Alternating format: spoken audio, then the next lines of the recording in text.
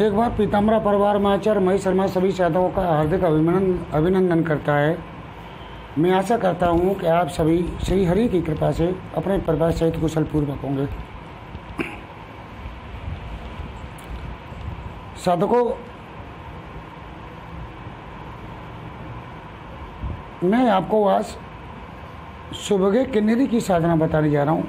वैसे तो ये किन्नरी की साधना मैंने पहले भी डाल रखी है, लेकिन शॉर्ट में ये सब बताई थी, एक साथ नहीं बताई थी क्योंकि टाइम नहीं था उस वक्त। लेकिन अब जो है मैं आपको जो साधना बता रहा हूँ ये विस्तृत रूप से बताने जा रहा हूँ। और एक बात और कहना चाहता हूँ साधकों, मैंने एक चीज़ देखी है कि सभी साधनाओं में किन्नरी साधना सबसे सरल साधना पड़ती है। अगर तुम यक्षिणी की साधना करते हो, अप्सरा की करते हो, भूतनी की साधना करते हो, तो इनमें जो मुद्राएं की जाती हैं वो मुद्राएं साधक नहीं जानते हैं। जो मैं आगे चल के अगले इससे पहले आगे जो अब वीडियो बनाऊंगा सभी भूतनी की और अन्य जो अप्सरा किन्नरी की जो मुद्राएं उन मुद्राओं को बताऊंगा मैं। लेकिन इसमें कोई मुद्रा की कोई ज़रूरत नहीं पड़ती है, बड़ी सीधी सीधी साधना होती हैं ये किन्नरी की। अब किन्नरियों में कुछ राशि प्रवृत्ति की, कुछ सात्विक की प्रवृत्ति की हैं, कुछ तामसिक प्रवृत्ति की भी किन्नरियाँ हैं। तामसिक की प्रवृत्ति की जो किन्नरियाँ हैं उन्हें भोग में मांस और मंत्रा की बलि दी जाती है। तो साधकों, मैं आप ये सभी जानते हो कि मैं एक वैष्णव संप्रदाय से हूँ। श्री कृष्ण मेरे आराध्य हैं वैष्णव में। तो मैं मांस मंत्रा ये चीज़ों निकृष्ट जो पदार्थ हैं उनसे हम दूर रहते हैं। हमारे लिए इनका आदेश नहीं है। और वैसे भी साधकों, सकंड पदार्थ है जगमाई कर्महीन नर पावतनाई। मांस खाने या शराब पीने से हो क्या जाएगा मुझे बताओ। किसी दूसरे का हम बच्चन करें और वही कोई अब फिर हमारा बच्चन करे तो हमें कितना कैसा लगेगा, कितना पीड़ा, कितना कष्ट होगा, कितना दर्द होगा हमें।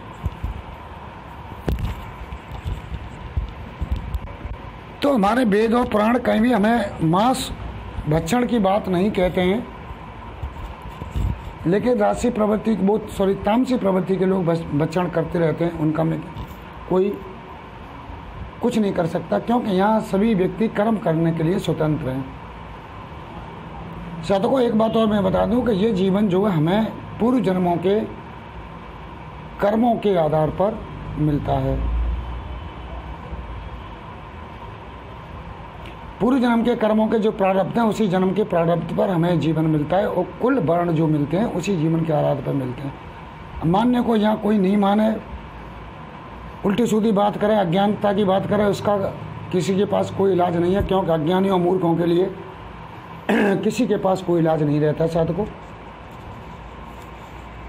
तो ये मनुष्य जन्म बड़ी मुश्किल से मिलता है, इसे आप व्यर्थ न जाने दें। और एक बात और मैं यह कहना चाहूँगा आपको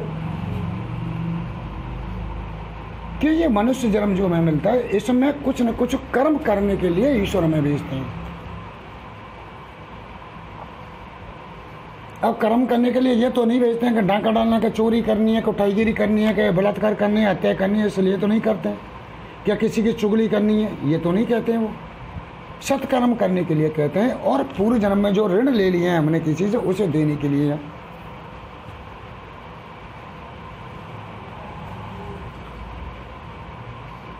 जन्म लेना पड़ता है।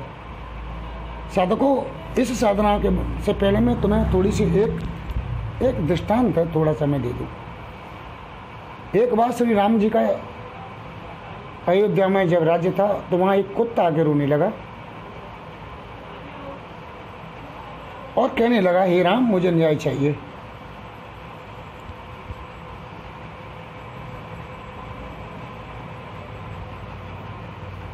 तो श्री राम जी ने कहा कि भाई कुत्ता, तुझे क्या परेशानी है, तू बता, तू क्यों रो रहा है, अब क्यों मेरे पास न्याय मांगने आया, आखिर तुझे किसने सताया।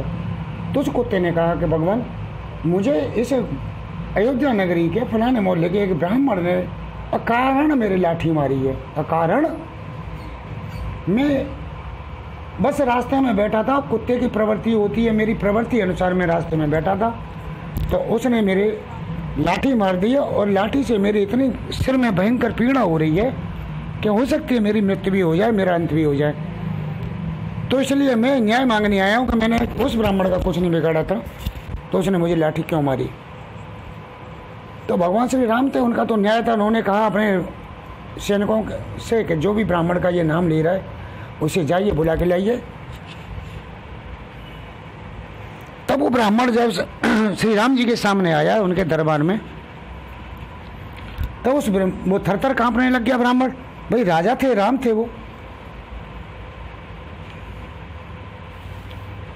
ईश्वर थे, ये सब जानते भी थे। तो श्री राम ने कहा कि ब्राह्मण तुम घबराओ मत, तुमने इस कुत्ते को जो लाठी मारी है इसलिए हमने आपको बुलाया है। अब मुझे बताइए कि तुमने इस अकारण इस कुत्ते को लाठी क्यों मारी। तो ब्राह्मण ने कहा कि राजन, हे श्री राम, मैं ब्राह्मण भिक्षा मांगने गया था। ब्राह्मणों का कर्म पहले भिक्षा मांगने का ही होता था, और 5 घरों से मैंने भिक्षा मांगी, लेकिन 5 घरों में मुझे भिक्षा नहीं मिली। कैसा क्यों? अब ऐसा मेरे कर्म वाली बात है, इस अयोध्या में कोई भी भूखा नंगा नहीं है, सभी सुखी हैं, सभी समर्थमान हैं, किसी की अकाल मृत्यु नहीं होती है। लेकिन आज ऐसा विधि का संयोग हुआ है भगवान कि आज मुझे भिक्षा नहीं मिली, कि या तो उस घर में कोई आदमी है नहीं जिस घर में 5 घरों में गया, अथवा मेरी आवाज़, मेरी पुकार उन लोगों ने सुनी नहीं। मैं ये नहीं कहता हूं कि यहाँ के लोग दयालु नहीं हैं, लेकिन उन्होंने मेरी आवाज़ सुनी नहीं, अंदर घर में थे, या वो उस घर में कोई मिला नहीं मुझे।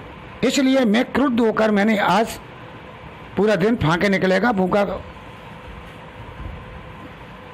तो मैं गुस्सा में आ रहा था, तो ये रास्ते में पड़ा था, तो इससे मेरी टकराते बचा, तो मैंने गुस्से में इसे लाठी मार दी कि ये दुष्ट और बीच रास्ते में पड़ा है, अगर इसके ऊपर मैं ठोकर खा जाता तो मेरे दांत और टूट जाते, हाथ पर टूटते लगती है, इसलिए मैंने इसमें लाठी मार दी।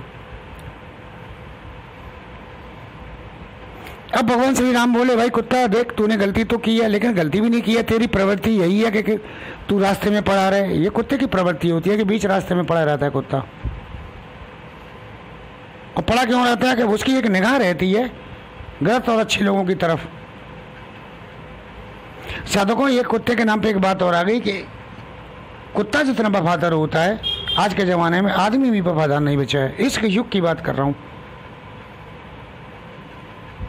इस कलयुग में आदमी भी इतना वफादार नहीं बचा है, इतना कुत्ता वफादार होता है। पहले भी था और आज भी वफादार है। तुम कुत्ते को 2 दिन रोटी खिला दो, कुछ मिठाई खवा दो, तुम्हारे घर के दरवाजे को छोड़ के नहीं जाएगा, तुम्हारे घर के दरवाजे में अन्य को, गैर को घुसने नहीं देगा। और किसी आदमी को तुम रोटी तो मारो गोली, रोज चिकन पूड़ी खिलाओ उसे, रोज खीर पूड़ी खिलाओ, दही पूड़ी खवाओ, और वो दुष्ट तुम्हारे घर में ही डांका डलवा देगा। मान इतना पैसा इसके पास कहाँ से आया, इसे डांका डलवाओ, इसके माल को निकलवा दो, कुछ मुझे मिले न मिले, लेकिन इसका बस सर्वनाश करा दो। तो साधकों, ये मनुष्य की प्रवृत्ति हो चुकी है इस वक्त। करत पाप चाहे कल्याणा, लोग ही राम खिलौना जाना। पाप करने में कमी नहीं आ रही है कहीं तरह से,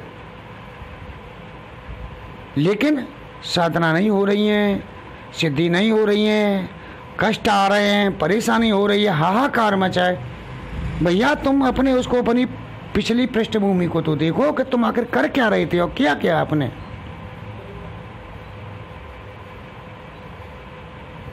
जब तक तुम नहीं बदलोगे, जब तक कोई नहीं बदलने वाला, तुम्हें बदलना पड़ेगा, तभी ये प्रकृति आपको कुछ देगी। आपको बदलना है, प्रकृति बदलाव चाहती है, आपको हर अर्थ में बदलना पड़ेगा, और जो नहीं बदलेगा वो टूट जाएगा, मिट जाएगा, नष्ट हो जाएगा।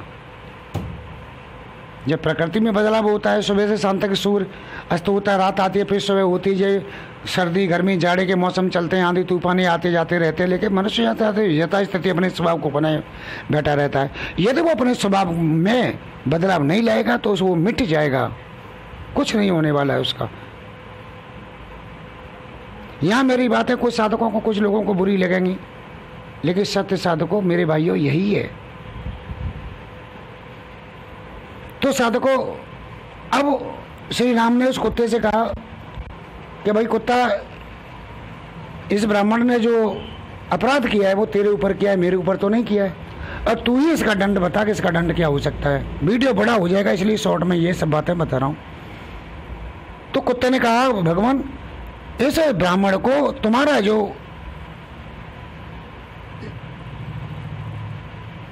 मंदिर है, आपका सूर्य मंदिर है, आपका कुल देवता का सूर्य मंदिर है, उस सूर्य मंदिर का मठाधीश बना दीजिए। यह बात सुनते ही वहां सभी लोग जितने भी थे, यानी हनुमान जी तक चौंक गए इस बात को सुन के। वो लोग तो ये सोच रहे थे कि ये डंडा बंडा पे पिटवाएगा इस ब्राह्मण पर, क्योंकि इसके डंडा मारा, लाठी मारी तो इसको भी डंडा मारे जाए। लेकिन ऐसा नहीं किया कुत्ते ने कहा भगवान इसको अपने उसका मठाधीश बना दीजिए। अब श्री राम ने भी पूछा कि भाई तू मठाधीश क्यों बनाना चाहता है? ये तो मठाधीश का मतलब कि एक तरह का राजा हो गया। वहाँ तो हमारे यहाँ से इतना अनुदान जाता है, चारों तरफ से चढ़ाव आता है, खाने की न कमी, न पीने की कमी, न धन की कमी। वहाँ तो राम के राज्य है भाई, सब कुछ है वहाँ। दुनिया प्रणाम करती है वहाँ जाके हमारे उसके मंदिर के पुजारी को। और पुजारियों को तो तुम जानते हो भाई, सभी लोग प्रणाम करते हैं जो मंदिर में पुजारी रहते हैं, क्योंकि ये पूजा का जो भार होता है, या पूजा का ये कर्म होता है, या भगवान की सेवा होती है, हर आदमी के भाग्य में नहीं लिखी होती है। ये भी प्रारब्ध मनुष्य लेके आता है कि तू जा मेरी पूजा अर्चना करना, मेरी साधना करना, मेरी भक्ति करना। तो ये पुजारी मंदिर का होता है, ये तो एक पूज्य प्रवृत्ति व्यक्ति होता है, क्योंकि उसे किसी प्रारब्ध के अनुसार वो अधिकार मिला है कि भाई भगवान श्री कृष्ण की या श्री राम की या भगवान शिव की या मातृशक्ति की किसी की भी पूजा करता है, उन्हें नहलाता है, धुलाता है, खाना खिलाता है, भोजन प्रसाद देता है। तो ये बहुत बड़ी सौभाग्य की बात होती है साधकों, और ऐसे लोगों में बहुत बड़ी पावर भी होती है अगर वो सही रास्ते पे चल रहा है तो चलो। श्री राम ने बोला भाई तू कुत्ता ये तो बता कि ये भगवान कल बताऊंगा, आज इसे मठाधीश बना के भेज दीजिए। भगवान श्री राम ने तत्काल आदेश पारित किया कि इस ब्राह्मण को मठाधीश बना दिया जाए, उस जो वहाँ का जो पुजारी है उसे हटा दिया जाए।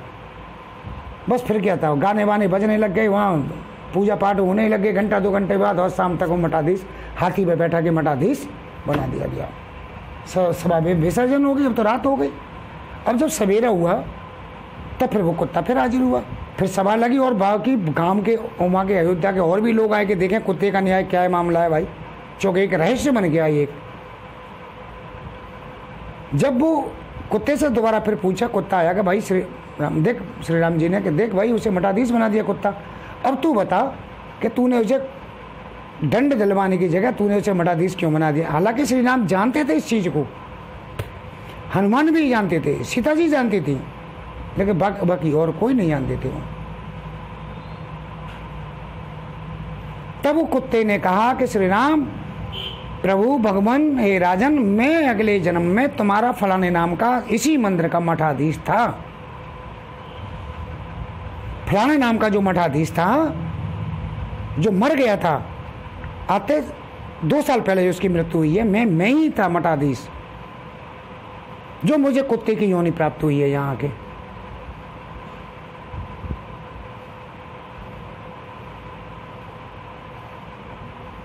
अब ये वहां मठाधीश बना, तो अगले जन्म में ये भी कुत्ता मरने के बाद ये निश्चित कुत्ता बनेगा, और जब कुत्ता बनेगा तो ये भी किसी के डंडे खाएगा, तो मेरा प्रायश्चित वहां पूरा होगा। प्रभु यहाँ पूरा नहीं होना है, इसमें क्या है, 4 डंडे पड़ जाएंगे, 2 दिन बाद भूल जाएगा। जब कुत्ता बनेगा, जब इसे डंडे पड़ेंगे तब मेरा प्रायश्चित पूरा होगा, ऐसे प्रायश्चित पूरा होने वाला नहीं है। तो श्री राम हंस गई उसकी बात को सुन के, और सारी सभा हंस गई, और सारी सभा अचंभित हो गई कि इतना बड़ा पुजारी अनेक कर्मों के पूर्व जन्म के प्रारब्ध लेके आया था, वो पुजारी आज मठाधीश बना, और 2 साल पहले उसकी मृत्यु हुई। हम तो समझ रहे थे उसकी मुक्ति और मोक्ष हो गया, क्यों भगवान की पूजा कर रहा था वो तो मंदिर का, लेकिन वो तो कुत्ता बन गया भाई। तो ये प्रश्न खड़ा हो गया, तो फिर ये प्रश्न फिर कुत्ते से पूछा गया। तो कुत्ते ने कहा कि प्रभु जो भी चढ़ावा आता था उस चढ़ावे को मैं और मेरा परिवार अकेला खाता था। अब उसमें परिवार की कोई कमी नहीं थी, ये मेरी कमी थी कि मैं उस चढ़ावे को बांट देता, वितरण करता रहता, और उसमें से बचे शेष भाग को खाता रहता, धन को वितरण करता, शेष भाग को खाता रहता।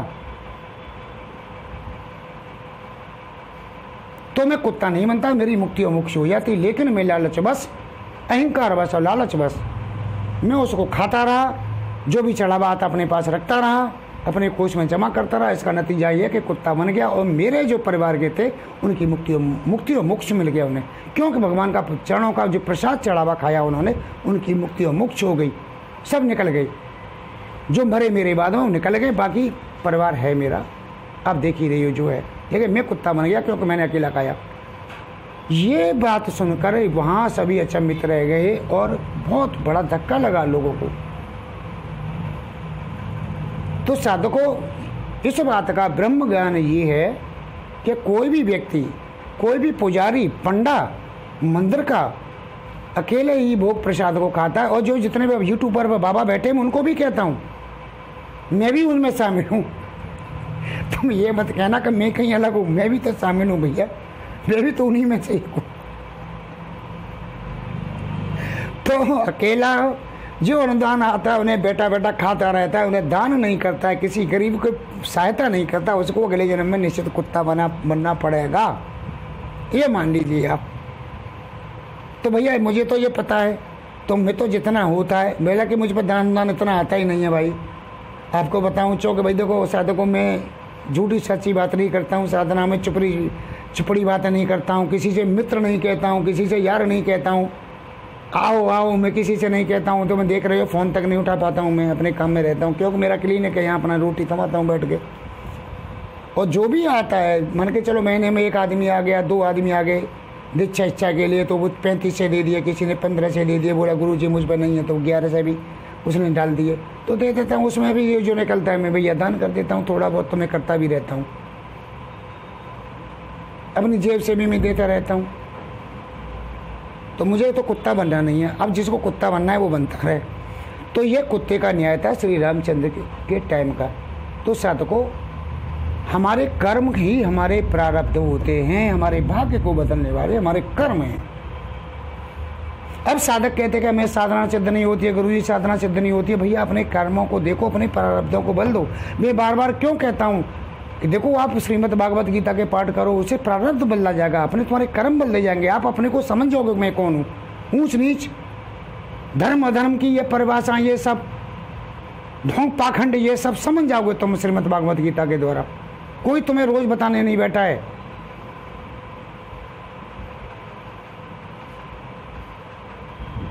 तो ये तुम साधना सिद्ध कर ले जाओगे, वरना ऐसे ही भटकते रहोगे। अब मैंने ये बात कह दी, मेरे पास कोई आएगा नहीं। क्यों कह रहे गुरुजी तो श्रीमद् भागवत गीता की कहते हैं, जाते तो वो फलाने बाबा बढ़िया है, वो कहता है कि 3 दिन में हो जाएगी कि 4 दिन में हो जाएगी, पैसे दे दो, ले ले, मजा लूट अपने। लेकिन वहाँ ठन गोपाल होने वाला कुछ नहीं है किसी को। अगर ऐसा ही होया तो वो बाबा क्यों नहीं कर ले अपने यहाँ। परसों एक मैंने वीडियो डाला था, जो गिलास इस तरह से उड़ रहा है और इस तरह से उसमें कपूर गिर रहा है, वो डाला। उसके ऊपर एक का नाम है तांत्रिक बाबा है बहुत बड़ा, वो कमेंट कर रहा है, गालियाँ तक दे रहा है मुझे, और ये लेना ना देना कोई मतलब ही नहीं है। और वो ये कह रहा है कि तुम मेरी ऐसी साधना है, तो वो रोज़ ट्रांसफ़र करता है लोगों को, सिर्फ कपाली नाम से उसकी आईडी है। कहते मेरी जैसी साधना तो सभी शाम तक 20-20 लोगों को ट्रांसफ़र करता है। उसके बारे में थोड़ा कल मैं विस्तार से वीडियो बनाऊंगा। तो साधकों, ये बातें हैं, इसलिए मेरे पास कोई साधना वगैरह के लिए नहीं आता है। साल 2 महीना 2 महीना में 2 महीना में 3 महीने में कोई आगे आ गया। हालांकि फ़ोन रोज़ कंटिन्यू चलते रहते हैं मेरे सुबह शाम तक। जैसे रेलवे का पूछताछ केंद्र होता है, उसी तरह रेलवे के पूछताछ केंद्र पर, फ्री की पूछताछ केंद्र पर चलते रहते हो। मैं भी कितना चूतिया हूँ कि लोगों के फ़ोन उठाता रहता हूँ। मैसेज आते रहेंगे सैकड़ों की तादाद में। और जब अनुदान वाली बात आएगी, और कहिया कि श्रीमद् भागवत गीता पाठ करो, बेदा हो जाएंगे, वो समझ जाएंगे मैंने ये तो चूतिया है। फलाने बाबा के पास चलो, वो तो सीधा कह रहा था ये हो जाएगी। लौट फिर के फिर वो वहीं पर मेरे पास आते हैं 4-6 साल भर बाद, क्या गुरुजी की बात सही थी, वो बात गलत थी। ठीक है, हमारी बात मत मानो, हमें कोई फ़र्क नहीं पड़ता। हमारे रास्ते धन कमाने के अलग हैं। इंस्टीट्यूट है मेरा, क्लिनिक है मेरा, दोनों बच्चा मेरी मेडिकल की पढ़ाई कर रहे हैं, फाइनल हो जाएगी, 4 साल बाद हॉस्पिटल खुल जाएगा। मेरे रास्ते हैं, इस तरह से झूठ बोल के नहीं, कदापि मैं पैसा नहीं कमाऊँगा मैं। और भी रास्ते हैं मेरे पास, त्रिकाल विद्या है मेरे पास, ज़मीन में देख सकता हूँ कहाँ गड़ा है, कहाँ उखाड़ना की। और ये मैं यहाँ बताने की ये ज़रूरत नहीं है मुझे कि मैंने ये काम किया है कि नहीं किया, कि लिया है कि नहीं किया, ये मुझे बताने की आवश्यकता नहीं है, किसी की सेटिस्फाई करने की आवश्यकता नहीं है।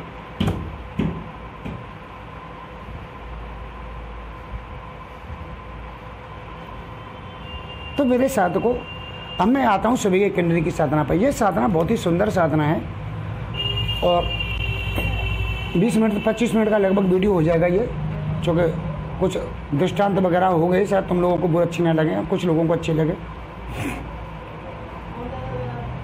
तो इस साधना को अगर तुम काली किसी मंदिर में करते हो, शिव मंदिर में, विष्णु मंदिर में, या काली मंदिर में, या मत सकते किसी मंदिर में, बहुत जल्दी सिद्ध हो जाएगी। घर में थोड़ा टाइम ले जाएगी। 7 दिन की साधना है, लेकिन फिर भी ये 15-20 दिन ले सकती है। मैं सीधी सीधी कहता हूँ साधकों को, कर्म करने से कुछ मिलेगा, बगैर कर्म के कुछ नहीं मिलेगा। मैं झूठ नहीं बोलूँगा।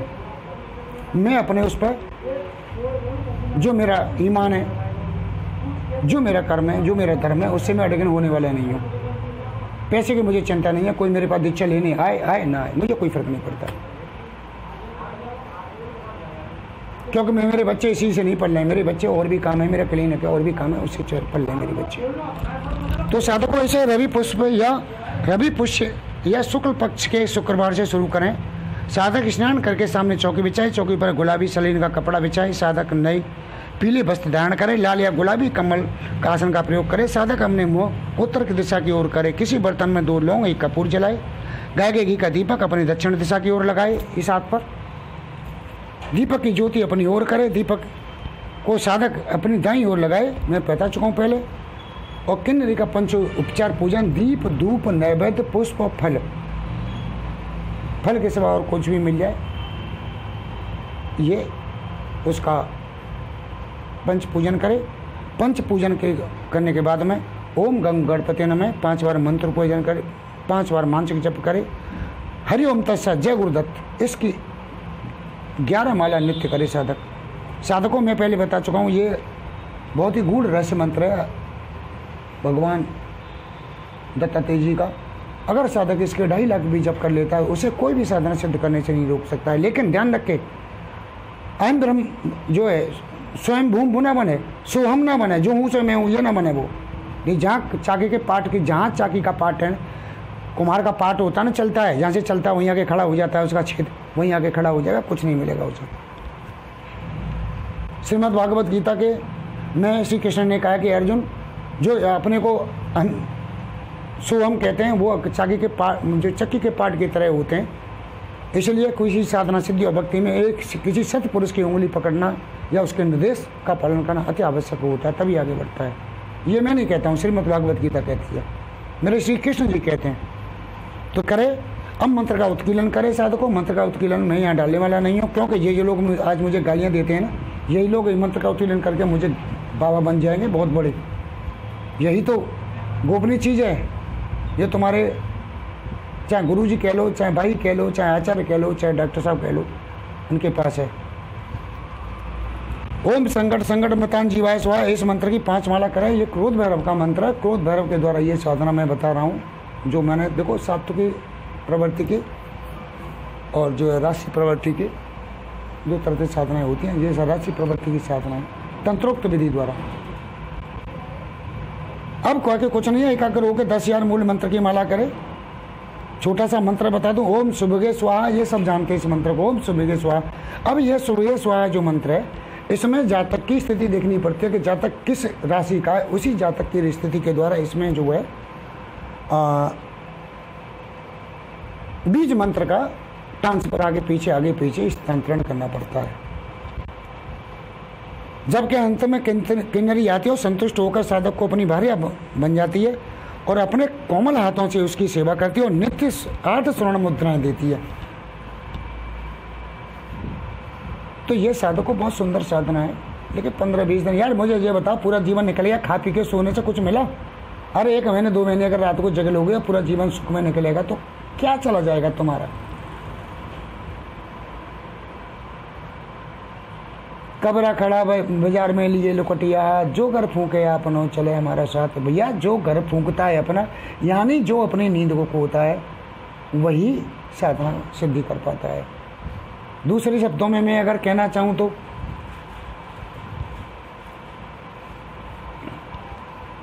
जिन्हें ढूंढा तने पाइया गहरे पानी पैठ, मैं बपरो देख रहो किनारे बैठ। यानी जिन्होंने कोशिश की, हिम्मत की, नाक बंद करके गहरी पानी में सच्चे मोती ढूंढने के लिए डुबकी लगा के चले गए, और ढूंढ लाए, कोशिश की, मेहनत की उन्होंने, और मैं डर के मारे बैठो किनारे पे बैठो, देखा रह गया कि कहीं मैं डूब ना जाऊं, कहूँ वो ठंडा ना लग जाए, कहूँ वो वायरल फीवर न जाए, को बुखार न चढ़ बैठे, कहूँ आके ना जाए। मैं बाबा जी कबीरदास ने ये कहा है कि मैं बैठो यहाँ देखा रहो किनारे पे, और जो ढूंढे बारे कर्मठ कामी क्रोधी लालची इनसे वक्त न होए, वक्त करे कोई सूरमा अपनी निदिया खोए। ये मेरी भाषा में बोला है मैंने। तो भैया रे, जो कर्मठशील व्यक्ति होते हैं उनको कुछ सब कुछ प्राप्त होता है। आज IAS PCS डॉक्टर ये वैसे नहीं बनने, जो उन्होंने कर्म करके बने हैं, भगवान उन्हीं का साथ देता है। जो कर्मठ व्यक्ति होते हैं, जो कर्महीन होते हैं, उनका साथ कुछ नहीं देता। कर्म सकल पदार्थ हैं जगमाही, कर्महीन नर पावत नहीं। इसी के साथ मैं ये वीडियो बंद करता हूँ। आपको मेरी बात कैसी लगी? वीडियो अच्छा लगे तो लाइक करो, न अच्छी पसंद करना, और मेरी बात गलत लगे तो 2-4 गालियाँ मुझे दे देना। इसी के साथ मैं ये वीडियो बंद करता हूँ, और मैं आशा करता हूँ भगवान से कि आप सभी जो मेरे वीडियो देखते हैं, माँ पीताम्बरा आपके परिवार को खुशी रखे, भगवान श्री कृष्ण खुशी रखे, मेरे बाबा जी गुरु महाराज आप और आपके परिवार को खुशी रखे। इसी के साथ हरे कृष्ण हरे कृष्ण हरे कृष्ण।